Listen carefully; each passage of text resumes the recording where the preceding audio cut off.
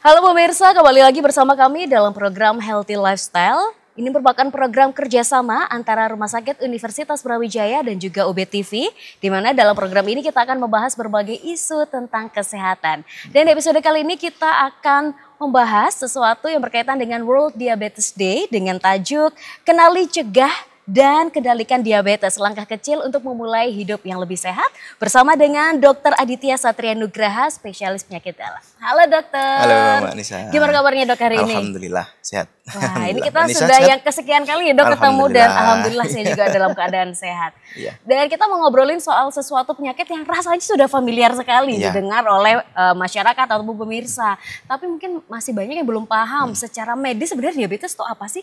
Apakah penyakit gula? Biasanya masyarakat yang ngomongnya seperti itu. Jadi diabetes itu apa sih dok sebenarnya? Ya, baik Mbak Nisa, terima kasih juga kepada UBTV yang sudah mempercayakan pada kami ya, RSUB dan juga khususnya saya untuk memberikan edukasi ya. Saya juga bukan yang paling pintar, tapi kita belajar bareng-bareng di sini ya. Jadi pertanyaan yang sangat bagus. Jadi sebenarnya saya juga cukup senang ya di UBTV kita bisa membicarakan banyak hal yang bisa bermanfaat untuk masyarakat ya pada umumnya. Kemudian terkait diabetes sebenarnya kita sudah kenal dengan nama penyakit gula. Ya itu juga sebuah anggapan yang benar, tapi juga bisa salah tergantung konteksnya.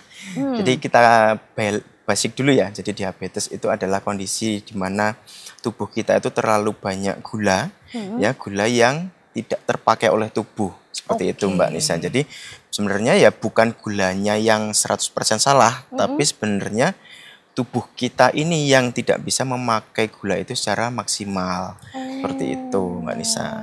Jadi kalau kita bicara gulanya, kita bicara tentang bagaimana gula itu masuk dan bagaimana gula itu terpakai. Nah diabetes itu nanti kita bisa bagi antara gulanya itu memang tidak bisa dipakai karena terlalu banyak asupannya atau asupannya cukup tapi kuncinya nggak ada yaitu insulin seperti itu Mbak Nisa.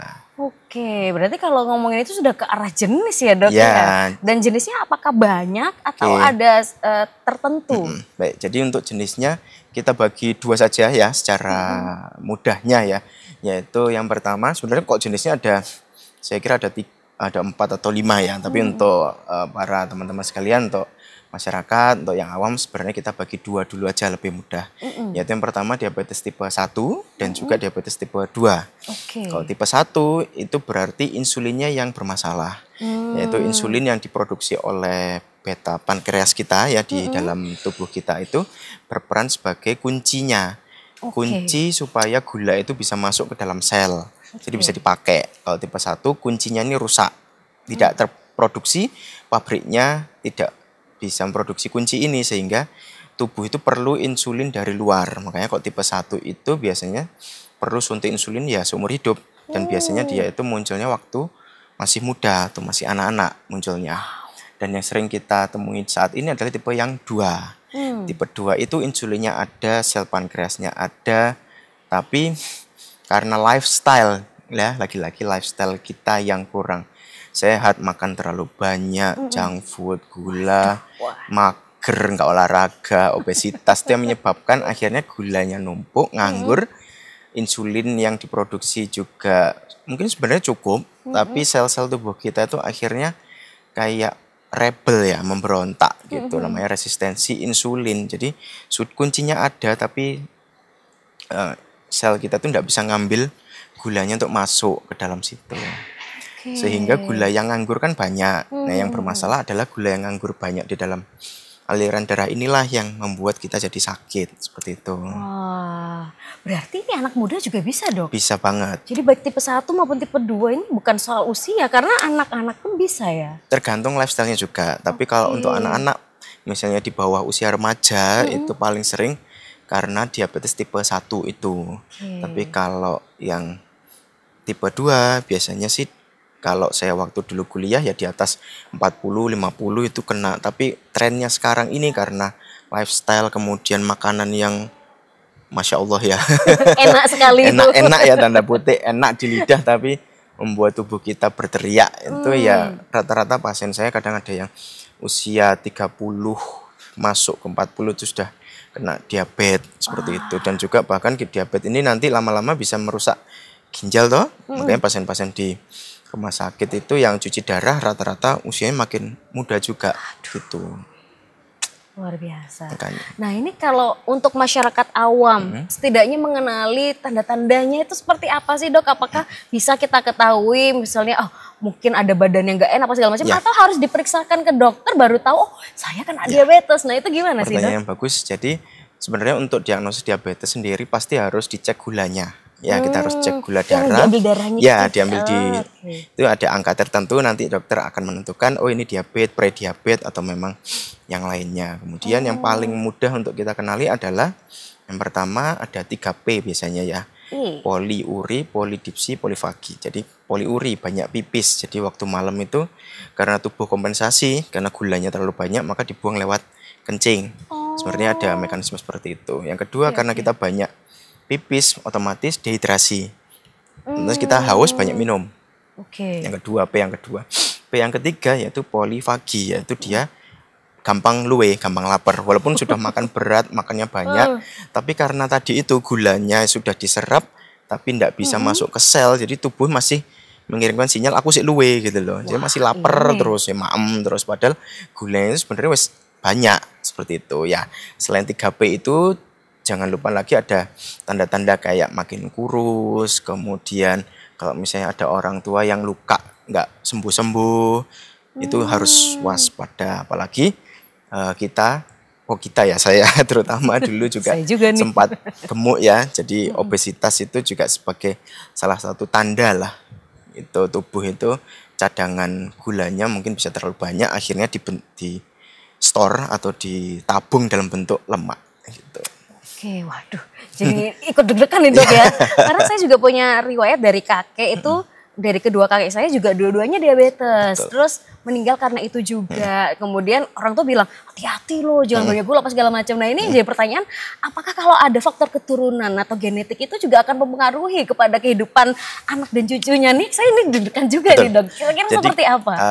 Sebenarnya setelah tahu Mbak Nisa ya, kakek neneknya diabetes, mungkin ayah ibunya juga beresiko diabetes, itu privilege untuk kita. Jadi akhirnya setelah kita tahu, kita akhirnya punya apa namanya warning sign, iya betul. Jadi istilahnya kayak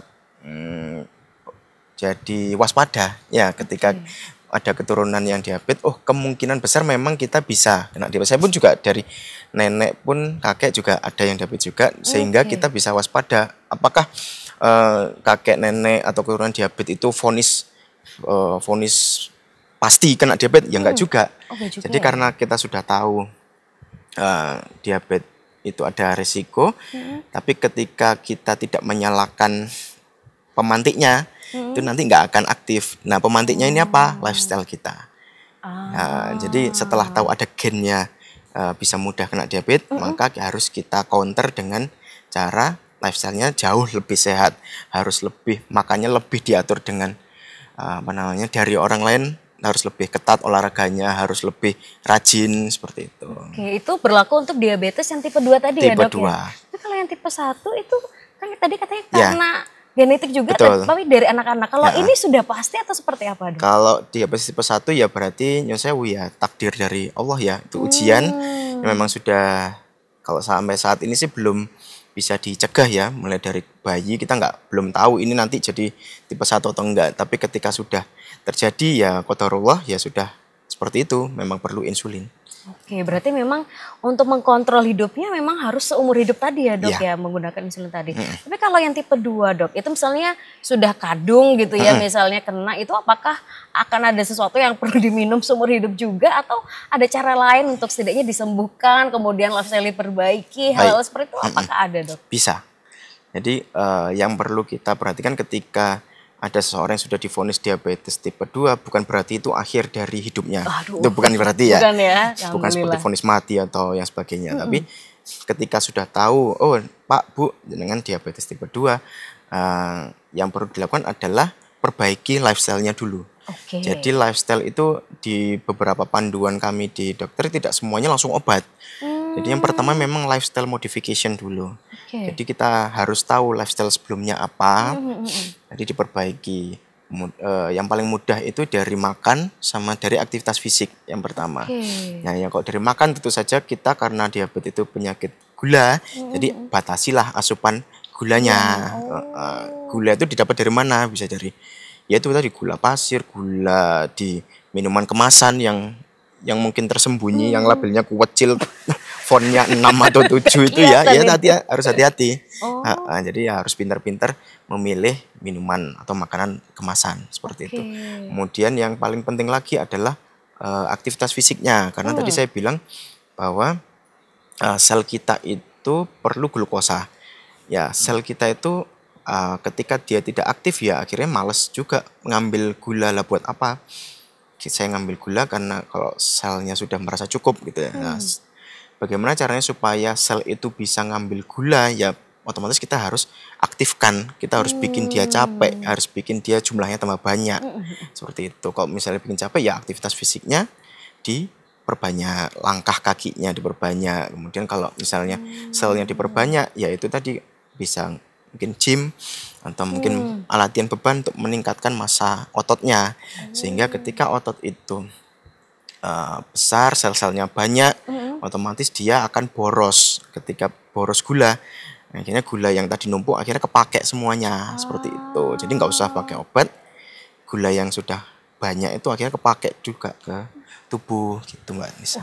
Berarti ini secara nggak langsung dokter sebagai ahli gizi juga nih ya, benerin pola hidup, gizinya apa segala macam. Dan setiap individu itu biasanya unik ya dok, beda-beda gitu ya. Betul. Berarti setiap orang akhirnya nanti akan punya saran-saran yang berbeda. Betul. Nah itu gimana dok? Biasanya kalau dari pasien-pasien yang dokter temukan di RSUD seperti itu, kira-kira bisa memperbaiki itu dalam jangka waktu singkat, apakah bisa atau harus secara kontrol nih, secara rutin kontrol kepada dokter untuk ya laporan gimana, lifestyle-nya dicek kadar gulanya pas segala macam tuh ada rentang waktunya nggak sih untuk bisa akhirnya setidaknya kembali normal nih?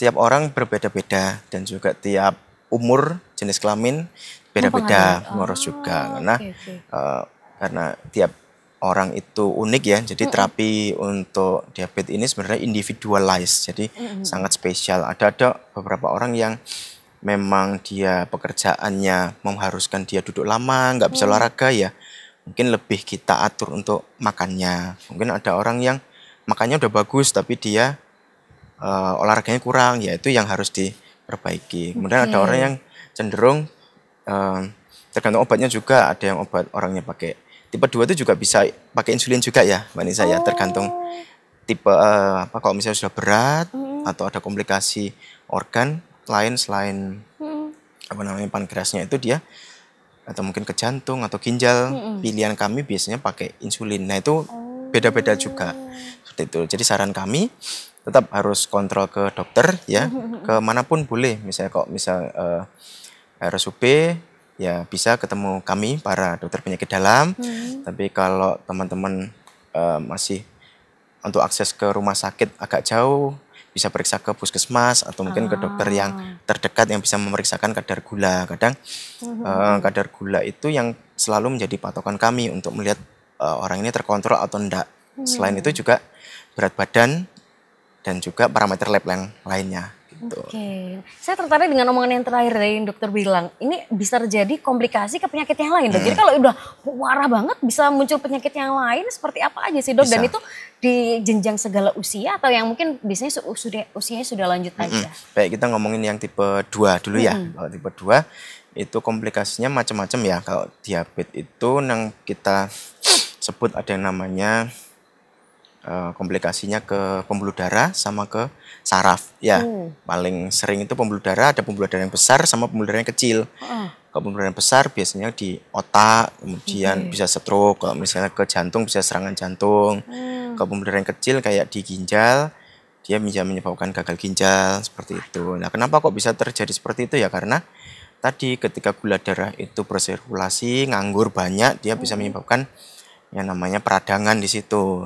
Itu sama orang-orang yang lifestyle-nya mungkin kurang bagus, rata-rata kan yang sewu ya obesitas sama diabetes itu kan biasanya teman akrab ya. Jadi obesitas, hipertensi, diabetes itu namanya metabolic syndrome.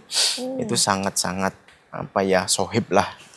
Sohibnya tapi nggak menyenangkan. Sohib yang tidak jangan sampai lah kejadian ke kita itu nyerangnya ke situ tadi. Sementara kalau pembuluh darah itu nanti terganggu, otomatis saraf-saraf kita juga ikut terganggu. Waduh. Salah satunya bisa jadi kebutaan atau mungkin luka yang tadi itu saya bilang ya di awal, luka tidak sembuh-sembuh seperti itu.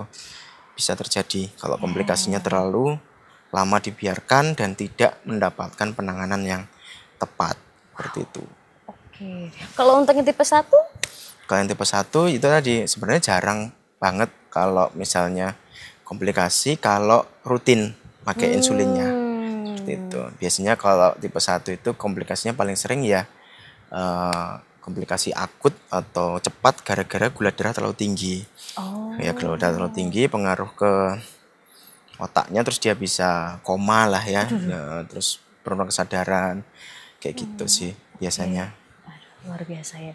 Nah kalau beberapa hal juga sempat beredar di masyarakat terkait mitos-mitos gitu ya dok ya. Ada nggak sih sebenarnya mitos-mitos yang harusnya diluruskan gitu ya oleh tim medis biar orang nggak salah kaprah, misalnya kayak oh ini stres nih bisa memicu kamu kena diabetes lebih cepat kayak gitu, ada nggak sih dok? Dan apakah itu betul?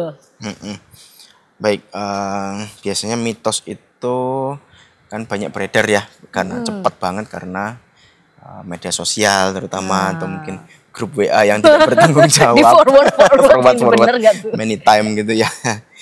Jadi saya pilih beberapa saja ya mitos-mitosnya. Mungkin paling sering yang pertama, kalau diabetes itu pasti karena makan manis tok. Itu kira-kira mitos atau fakta? Kalau dilekatkan dengan nama penyakit gula bisa jadi. Bisa jadi, tapi ternyata tidak. Oh, ya.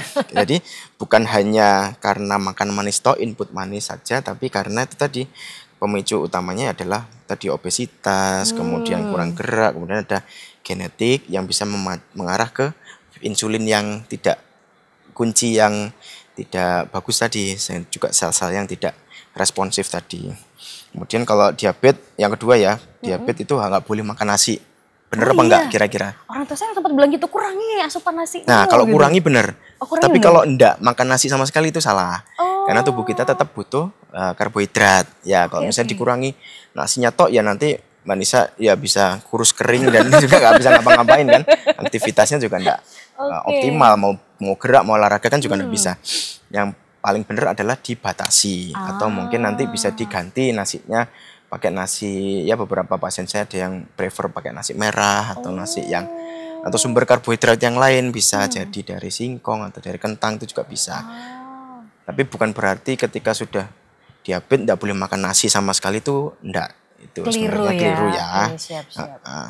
Yang ketiga, kalau sudah minum obat boleh dong saya makan apapun. Gimana? Makan junk food lagi gitu ya? Gimana Mas? Karena saya sadar kayaknya nggak boleh ya dok ya. Tapi belum tentu nih pemirsa atau masyarakat jadi sepakat. Perlu kita luruskan bahwa pasien-pasien saya itu kadang ada yang bilang gini, wes minum, kan sudah minum obat dok, berarti kan bebas dong makan apa aja. ya janganlah.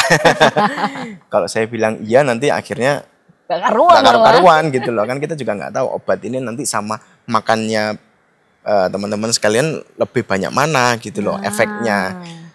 Yang lebih baik adalah obatnya iya, lifestyle-nya juga iya, jadi seimbang. Kita akhirnya akan mendapatkan hasil yang lebih optimal. Nah, kalau misalnya obatnya mungkin dia akan menurunkan kadar gula 10%, tapi akhirnya karena makannya nggak dijaga, lifestyle nggak dijaga, gula darah naik 80%, 90% kan ya bodoh aja gitu lah.